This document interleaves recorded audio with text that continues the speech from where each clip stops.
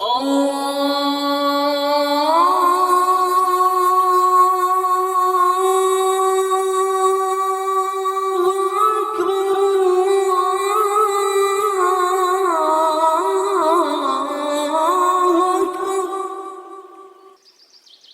ایمان والو، جب جمعے کے دن نماز کے لیے پکارا جائے تو اللہ کے ذکر کی طرف لپکو اور خرید و فروخت چھوڑ دو، یہ تمہارے لیے بہتر ہے اگر تم سمجھو۔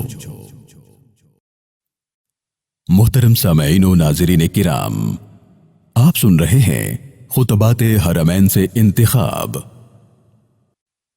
خطبہ جمعہ، امام مسجد الحرام فضیلت الشیخ ڈاکٹر اسامہ بن عبداللہ خیاط حفظہ اللہ تعالی۔ عنوان: لوگوں کے ساتھ بھلائی کرنا۔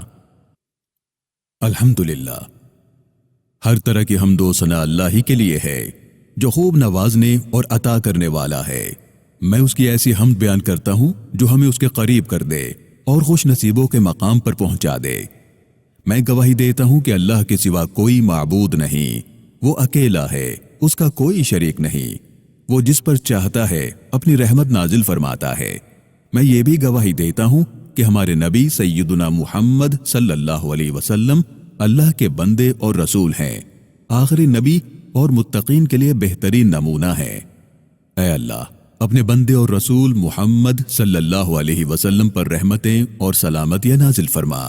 آپ صلی اللہ علیہ وسلم کی آل، صحابہ کرام اور ان لوگوں پر جو قیامت تک احسان کے ساتھ ان کے نقش قدم پر چلیں۔ بعد ازاں، اے اللہ کے بندو، اللہ سے ڈرو، کیونکہ کامیاب اور خوش نصیب وہی ہے جو اللہ سے ڈرتا ہے اور اپنی دنیا میں آخرت کی تیاری کرتا ہے۔ اللہ رب العالمین فرماتا ہے، اے لوگو جو ایمان لائے ہو، اللہ سے ڈرو اور اس تک پہنچنے کا ذریعہ تلاش کرو اور اس کی راہ میں جہاد کرو، امید ہے کہ تمہیں فلاح نصیب ہوگی۔ میرے مسلمان بھائیوں، دل کی خوشی، نفس کی مسرت، زندگی کی خوشگواری، سکون دل ایسے مقاصد ہیں کہ جن کی تلاش تمام انسان کرتے ہیں۔ یہ ایسے اہداف ہیں جنہیں سب لوگ پانا چاہتے ہیں۔ یہ ایسی امیدیں ہیں کہ جن تک ہر عقل مند پہنچنا چاہتا ہے۔ لوگ ان کے لیے ہر وسیلہ استعمال کرتے ہیں، ہر ذریعہ اختیار کرتے ہیں، ہر سواری کو استعمال کرتے ہیں تاکہ ان مقاصد تک پہنچ جائیں اور ان مرادوں کو پورا کر لیں۔ جسے اللہ بصیرت دے دے، راہ راست دکھلا دے، اسے تو معلوم ہی ہو جاتا ہے کہ بندے کی خوشی کا عروج، کامل لذت، خوشی، مسرت اور زندگی کی خوشگواری در حقیقت اللہ کی معرفت، اس کی توحید، اس سے مانوس ہونے اور اس سے ملاقات کی شوق میں ہوتی ہے۔ شیخ الاسلام ابن تیمیہ رحمہ اللہ فرماتے ہیں، اللہ اور اس کے رسول صلی اللہ علیہ وسلم پر ایمان لانا ہی تمام سعادتوں کا مرکز اور اس کی اصل ہے۔ قرآن مجید کی آیات اس بات کی یاد دہانی کراتی ہیں کہ اللہ کے دین کو مضبوطی سے تھامنا، اس کی اطاعت کرنا، اس کے بتائے ہوئے منہج پر قائم رہنا، اس کی خوشنودی کے لیے تگ و دو کرنا، اس کی نافرمانی کو ترک کرنا ہی پر لطف اور پاکیزہ دنیاوی زندگی کی ضمانت دیتا ہے، جس میں دل کا اطمینان اور نفس کا سکون بھی شامل ہو جاتا ہے۔ فرمایا، جو کوئی نیک عمل کرے، مرد ہو یا عورت، بشرطے کہ وہ مومن ہو، تو ہم اسے پاکیزہ زندگی بسر کرائیں گے اور ان کے بہترین اعمال کے مطابق انہیں ان کا اجر عطا کریں گے۔ اے اللہ کے بندو، مخلوق کے ساتھ احسان کرنا، جہاں تک ممکن ہو ان کا فائدہ کرنے کی کوشش کرنا، چاہے وہ فائدہ مالی ہو، عزت کرنا ہو، نفع بخش علم سکھانا ہو، نیکی کا حکم دینا ہو، برائی سے روکنا ہو، صلہ رحمی کرنا ہو، صدقہ دینا ہو یا کسی اور طریقے سے ہو۔ ایسے کاموں سے دل کی خوشی اور نفس کی مسرت پر حیرت انگیز اثرات مرتب ہوتے ہیں۔ اللہ کے بندو، ان عظیم اعمال میں کہ جو انسان کو خوشیاں نصیب کرتے ہیں اور کامیابی سے ہمکنار کرتے ہیں، یہ بھی شامل ہے کہ بری صفات سے پرہیز کیا جائے، ناپسندیدہ اخلاق سے بچا جائے، دل کو کینے سے پاک رکھا جائے، بغض و عداوت سے دور رکھا جائے اور دل کو دشمنی سے محفوظ رکھا جائے۔ اللہ نے اپنے بندوں کے لیے ایسے اصول اور طریقے مقرر کیے ہیں جو انہیں فرقہ بندی کی آفات اور دشمنی کے اسباب سے بچاتے ہیں، ان کے درمیان خوشی، محبت اور صلح صفائی پھیلاتے ہیں۔ ان اصولوں میں یہ بھی شامل ہے کہ حسد سے بچا جائے اور ایک دوسرے سے منہ نہ پھیرا جائے، جیسے کہ صحیحین میں ہے کہ انس ابن مالک رضی اللہ تعالیٰ عنہ سے روایت ہے کہ رسول اللہ صلی اللہ علیہ وسلم نے فرمایا، آپس میں بغض نہ رکھو، حسد نہ کرو، ایک دوسرے سے منہ نہ پھیرو، اللہ کے بندو بھائی بھائی بن جاؤ، کسی مسلمان کے لیے جائز نہیں کہ وہ اپنے بھائی سے 3 دن سے زیادہ قطع تعلق ہی رکھے۔ غیبت بھی ممنوع امور میں شامل ہے، جس کی حقیقت رسول ہدایت صلی اللہ علیہ وسلم نے واضح فرمایا اپنے بھائی کا ذکر اس طرح کرنا جو اسے ناپسند ہو۔ ایک شخص نے پوچھا، اگر میرے بھائی میں وہ بات موجود ہو جو میں کہہ رہا ہوں، تو آپ صلی اللہ علیہ وسلم نے فرمایا، اگر اس میں وہ بات موجود ہے جو تم کہہ رہے ہو تو تم نے اس کی غیبت کی، اور اگر وہ بات اس میں موجود نہیں تو تم نے اس پر بہتان باندھا ہے۔ اسی طرح ان چیزوں سے بھی منع کیا گیا ہے جن سے نفوس کی پاکیزگی متاثر ہوتی ہے اور جو دلوں کی خرابی کا ذریعہ بنتی ہیں، جیسے چغلی۔ رسول اللہ صلی اللہ علیہ وسلم نے فرمایا، چغل خور جنت میں داخل نہیں ہوگا۔ چغل خور وہ ہے جو فساد پھیلانے کی نیت سے لوگوں کے درمیان باتیں نقل کرتا ہے تاکہ محبت کے رشتے کو کاٹ ڈالے۔ اسی لیے رسول اللہ صلی اللہ علیہ وسلم نے اس بات سے بھی منع فرمایا کہ آپ صلی اللہ علیہ وسلم کے صحابہ کے بارے میں آپ صلی اللہ علیہ وسلم کو کوئی ایسی بات پہنچائی جائے جو انہیں ناپسند ہو۔ فرمایا، تم میں سے کوئی مجھے میرے صحابہ کے بارے میں کوئی ایسی بات نہ پہنچائے جو اسے ناپسند ہو، کیونکہ میں چاہتا ہوں کہ جب میں تمہارے پاس آؤں تو میرے دل میں کسی کے خلاف کوئی کدورت نہ ہو۔ اے اللہ کے بندو، اللہ سے ڈرو، دلوں کی سلامتی کی حفاظت کرو کہ کہیں کینہ انہیں خراب نہ کر دے، بغض و عناد ان کی پاکیزگی کو ختم نہ کریں، کیونکہ پھر سے زندگی پریشان کن اور تلخ ہو سکتی ہے۔ اللہ ہمیں اور آپ کو اپنی کتاب، اللہ کی ہدایت اور اپنے نبی صلی اللہ علیہ وسلم کی سنت سے نفع پہنچائے۔ میں اپنی بات کو یہیں ختم کرتا ہوں۔ اللہ سے اپنے لیے، آپ کے لیے اور تمام مسلمانوں کے لیے ہر گناہ کی بخشش مانگتا ہوں، بے شک وہ بہت بخشنے والا اور رحم فرمانے والا ہے۔ دوسرا خطبہ۔ الحمدللہ، ہر طرح کی حمد و ثنا اللہ ہی کے لیے ہے، جو ولی اور قابل تعریف ہے، جو چاہتا ہے وہ کر گزرتا ہے۔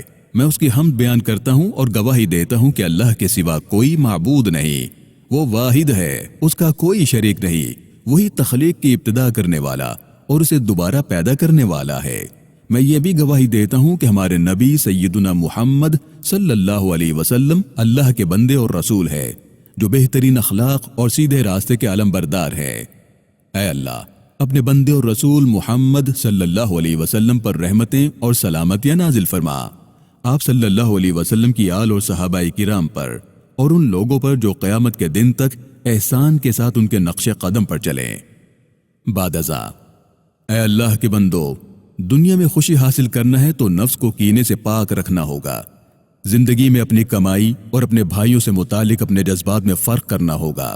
اپنی ناکامی کی وجہ سے دوسروں کے لیے ناکامی کی تمنا کرنے سے گریز کرنا ہوگا، کیونکہ اپنے نفس کو اتنا پاکیزہ رکھنا چاہیے کہ سارے معاملات کو اپنی ذات پر قیاس نہ کرے، بلکہ سبھی لوگوں کی بھلائی کو مد نظر رکھے، چاہے خود وہ بہت سی محرومیوں سے ہی کیوں نہ گزر رہا ہو، کیونکہ حسد ایک مہلک بیماری ہے جو ایمان کے ساتھ کبھی بھی ایک دل میں جمع نہیں ہو سکتا۔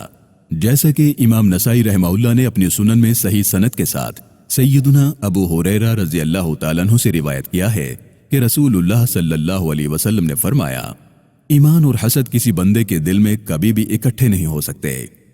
حسد بدترین عادت اور مذموم ترین اخلاق ہے۔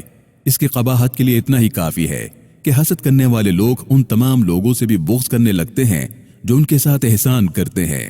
جب وہ انہیں اپنے سے بہتر دیکھتے ہیں، وہ ہمیشہ غم اور فکر مندی میں رہتے ہیں، اپنی زندگی میں کبھی خوشی کا مزہ نہیں چکھتے، نہ انہیں سکون ملتا ہے اور نہ ہی ان کا حال خوشگوار ہوتا ہے۔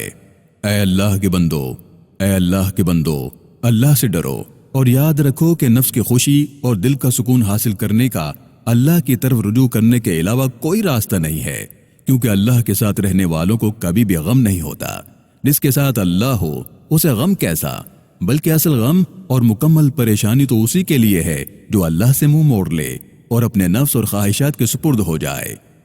درود و سلام بھیجو اللہ کے آخری رسول محمد ابن عبداللہ صلی اللہ علیہ وسلم پر، کیونکہ تمہیں یہ حکم اللہ تعالیٰ کی کتاب میں دیا گیا ہے۔ فرمایا، اللہ اور اس کے فرشتے نبی صلی اللہ علیہ وسلم پر درود بھیجتے ہیں، اے ایمان والو تم بھی ان پر درود بھیجو اور خوب سلام بھیجو۔ اے اللہ، محمد صلی اللہ علیہ وسلم اور ان کی آل پر رحمت نازل فرما، جیسے تو نے ابراہیم علیہ السلام اور ان کی آل پر رحمت نازل فرمائی تھی۔ بے شک تو تعریف کے لائق اور بزرگی والا ہے۔ اے اللہ، محمد صلی اللہ علیہ وسلم اور ان کی آل پر برکت نازل فرما، جیسے تو نے ابراہیم علیہ السلام اور ان کی آل پر برکت نازل فرمائی تھی۔ بے شک تو تعریف کے لائق بزرگی والا ہے۔ اے اللہ، چاروں خلفائے راشدین ابو بکر و عمر، عثمان و علی رضی اللہ عنہم سے راضی ہو جا، اور تمام اہل بیت، صحابہ کرام، تابعین اور ان لوگوں سے بھی جو قیامت تک ان کے نقش قدم پر احسان کے ساتھ چلتے رہیں۔ ہم سے بھی اپنی بخشش، کرم اور احسان کے ساتھ راضی ہو جا، اے سب سے زیادہ کرم کرنے والے۔ اے اللہ، اسلام اور مسلمانوں کو عزت عطا فرما، دین کی حفاظت فرما، اپنے موحد بندوں کی مدد فرما، مسلمانوں کے دلوں میں محبت پیدا فرما، ان کی صفوں کو متحد کر دے، ان کے قائدین کی اصلاح فرما، انہیں حق پر جمع فرما۔ اے رب العالمین، اے اللہ، اس ملک کو امن و اطمینان والا بنا دے اور تمام مسلمان ممالک کو بھی امن و سکون عطا فرما۔ اے رب العالمین، اے اللہ، ہمیں اپنے وطنوں میں امن عطا فرما، ہمارے اماموں اور حکمرانوں کی اصلاح فرما، ہمارے امام اور خادم حرمین کو حق کے ساتھ مضبوط فرما، اسے نیک مشیر فراہم کر دے، اسے ان کاموں کی توفیق عطا فرما جنہیں تو پسند کرتا ہے اور جن سے تو راضی ہوتا ہے۔ اے دعاؤں کے سننے والے، اے اللہ، اسے اور اس کے ولی عہد کو ان کاموں کی توفیق عطا فرما جو اسلام اور مسلمانوں کے لیے بہتر ہیں اور جو بندوں اور ملک کی اصلاح کے لیے ہیں۔ اے وہ ذات جس کی طرف قیامت کے دن سب کو لوٹنا ہے، اے اللہ، اس ملک کو ہر خیر کے ساتھ محفوظ رکھنا، ہر شر سے سلامت رکھنا، تمام مسلمان ممالک کو بھی محفوظ اور سلامت رکھنا۔ اے رب العالمین، اے اللہ، فلسطین میں مسلمانوں کی حفاظت فرما، اے اللہ، ان کی حفاظت فرما، ان کے سامنے سے، ان کے پیچھے سے، ان کی دائیں سے، ان کی بائیں سے اور ان کے اوپر سے۔ ہم تیری عظمت کی پناہ مانگتے ہیں کہ انہیں نیچے سے کوئی نقصان پہنچے۔ اے اللہ، ان کا مددگار، حمایتی اور نصرت کرنے والا بن جا۔ اے اللہ، اپنے اور ان کے دشمن کے خلاف ان کی مدد فرما۔ اے جلالت اور کرم نوازی والے، اے اللہ، ہمارے دین کی اصلاح فرما جو ہمارے معاملات کی حفاظت کا ذریعہ ہے، ہماری دنیا کی اصلاح فرما جو ہماری زندگی کی گزر بسر کا وسیلہ ہے، ہماری آخرت کی اصلاح فرما جو ہمارا لوٹنے کا مقام ہے، ہماری زندگی کو ہر خیر میں اضافے کا سبب بنا، ہماری موت کو ہر شر سے راحت کا سبب بنا۔ اے اللہ، ہمارے نفوس کو تقوی عطا فرما، انہیں پاکیزہ بنا، تو ہی انہیں بہترین پاکیزہ بنانے والا ہے، تو ہی ان کا ولی اور مولا ہے۔ اے اللہ، ہمارے تمام معاملات میں انجام کو بہترین بنا، ہمیں دنیا کی رسوائی اور آخرت کے عذاب سے بچا۔ اے اللہ، ہم تیری پناہ مانگتے ہیں تیری نعمت کے زوال سے، تیری عافیت کے بدلنے سے، تیری اچانک پکڑ سے اور تیرے ہر قسم کے غضب سے۔ اے اللہ، ہمارے بیماروں کو شفا عطا فرما، ہمارے مردوں پر رحم فرما، ہمیں ان چیزوں تک پہنچا دے جو تجھے راضی کریں، ہمارے اعمال کا اختتام ہمیشہ باقی رہنے والی نیکیوں پر فرما۔ اے ہمارے رب، ہم نے اپنی جانوں پر ظلم کیا، اور اگر تو نے ہمیں معاف نہ فرمایا اور ہم پر رحم نہ فرمایا تو ہم خسارہ پانے والوں میں سے ہو جائیں گے۔ اے ہمارے رب، ہمیں دنیا میں بھی بھلائی عطا فرما اور آخرت میں بھی بھلائی عطا فرما اور ہمیں آگ کے عذاب سے بچا۔ اے اللہ، محمد صلی اللہ علیہ وسلم اور ان کی آل پر رحمت نازل فرما، جیسے تو نے ابراہیم علیہ السلام اور ان کی آل پر رحمت نازل فرمائی تھی۔ محمد صلی اللہ علیہ وسلم اور ان کی آل پر برکت نازل فرما، جیسے تو نے ابراہیم علیہ السلام اور ان کی آل پر برکت نازل فرمائی تھی۔ تمام جہانوں میں بے شک تو تعریف کے لائق بزرگی والا ہے۔ تمام تعریفیں اللہ کے لیے ہیں جو تمام جہانوں کا رب ہے۔ آمین آمین یا ارحم الراحمین۔